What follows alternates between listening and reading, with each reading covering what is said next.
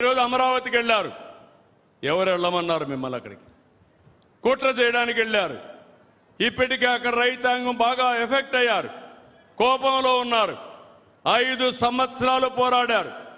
రాష్ట్ర రాజధాని కోసం నమ్ముకున్న భూమిని ఇస్తే 5 సంవత్సరాలు వాళ్ళని తిప్పి తిప్పి ఆడబిడ్డలను అవమానించి ఇష్టానుసారంగా చేసి ఇప్పుడేదో రాజధాని కడతా ఉంటే వాళ్ళు బాగుపడతామని హోప్ వస్తే మళ్ళీ ఇష్టానుసారంగా వెళ్ళి కుట్ర బన్నేదాని కోసం రెచ్చగొట్టేదానికి పోతే వాళ్ళు తిరుగుబాటు చేశారు.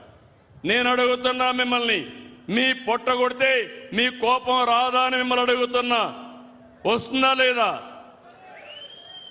ఎంత బాధపడ్డారు? రాష్ట్ర అమరావతి రైతులు కష్టపడ్డారా లేదా? సఫర్ అయ్యారా లేదా? 5 ఏళ్లు బాధపడ్డారా లేదా? బాధపడ్డారని చేతుల పైకెత్తండి. మళ్ళీ అదే కుట్ర, అదే పద్ధతి. వీళ్ళు మారరు. నేను అందుకే అన్నాను గొడ్డలి పార్టీ అని. ఈ గొడ్డలి పార్టీ ఎప్పుడైనా రాష్ట్రానికి చేటే. వీళ్ళు మామూలుగా రాజకీయానికి అర్హత లేని వ్యక్తులు.